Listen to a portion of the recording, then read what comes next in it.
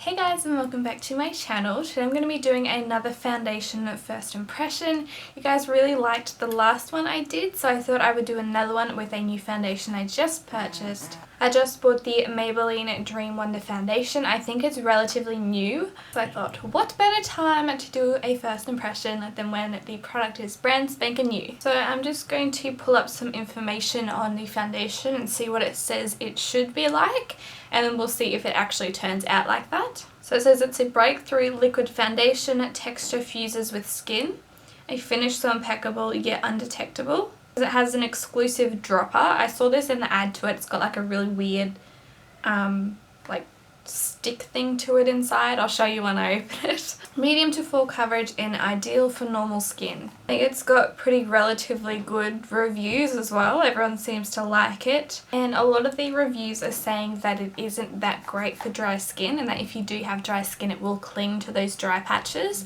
And a lot of people are saying that they hate the dropper thing inside, so we'll open it up and see what it actually looks like. I'm guessing it's like a squeeze dropper. Would make sense, wouldn't it? Okay, so because it just dropped from the dropper onto my dress, we can just presume that it's very runny. So when I saw this in the ads, I kind of presumed it was like one of those squeeze droppers for some reason. It's not, it's just weirdly shaped. I don't understand what the benefits of having this type of application are. I've actually never used a runny foundation before. I've only ever used like really thick creamy ones, and this is like water.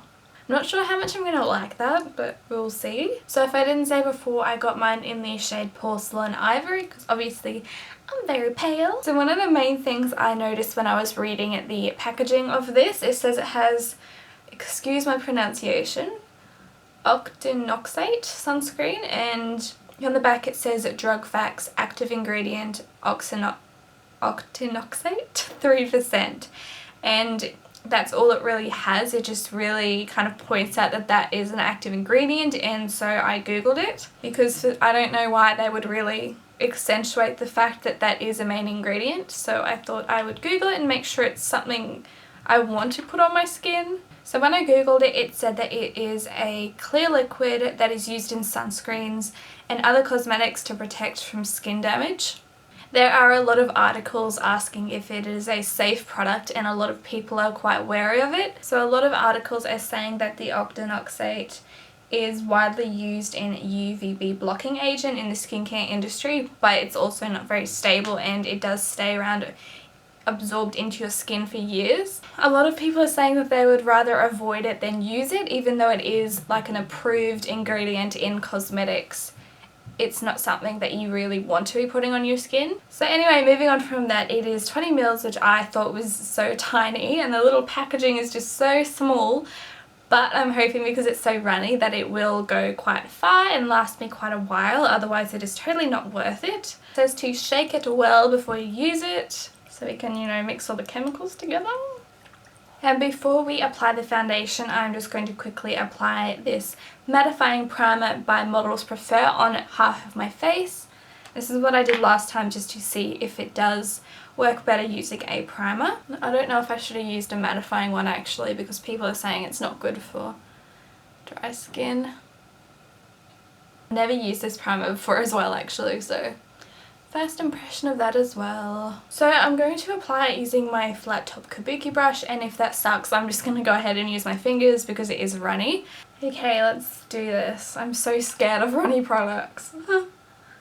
Okay, so after a few minutes of struggling I've come to the realization that it's really hard to get this onto a brush unless you pour it, and because it's so runny I don't really want to do that. So I think I'm just going to use my fingers. Anyway.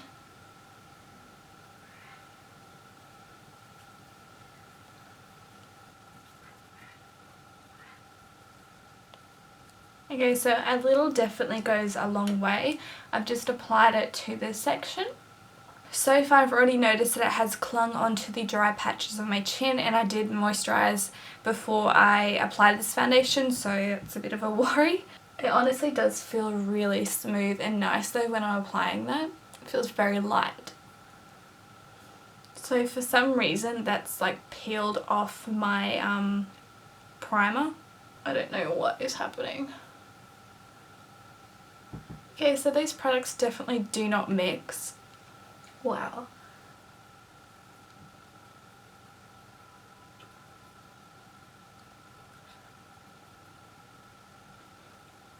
So that is my face with the foundation on. So far I'm not in love with the product, but I'm going to go ahead and apply another layer just to see if it does layer nicely.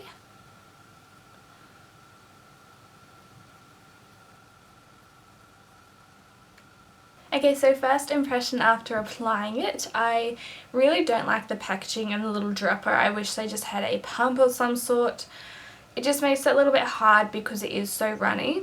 I did manage to get it all over my dress, so maybe that's just because I'm clumsy. When you apply one layer, it is quite a light to medium coverage, which can still look quite nice, but then after you apply another one, it goes to full coverage, as you can see. I'm actually quite impressed with the coverage and the look of it after it's on and it has set.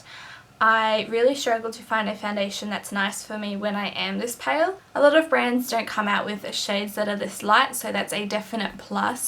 And the fact that it is quite a neutral shade, so it's not that yellow and it's not that pink, but then saying that the people that are yellow and pink are going to struggle. If you have very dry skin, I probably would stay away from this foundation. I have normal, probably combination skin, and I do get the odd dry patch on my chin, and it really did cling to that. It really didn't like that primer that I applied. It like rubbed it off somehow. Don't even know how that happened, but it looks nice on the side that I didn't apply a primer, so maybe this is one of those foundation that just doesn't mix well with primers, but I will see as the day goes on. Other than that, I'm pretty impressed with it, just those little things that I don't really like the packaging and the fact that it doesn't cater for dry skin. But I'm going to go ahead and apply the rest of my makeup as I usually would.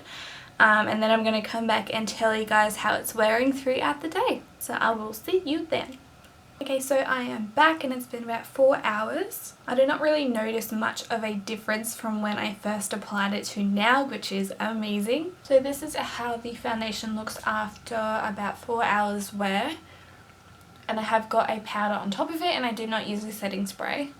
Overall, I am pretty impressed with this foundation. I would recommend it for those people with normal to oily skin, not for those people with dry skin, because obviously it does cling to your dry spots, and if you do have a lot of that, it's just not going to look very flattering, unfortunately. So I would give this foundation a miss if you are a bit more on the dry side, but if you are not like myself, then it is totally fine, and I do quite recommend it.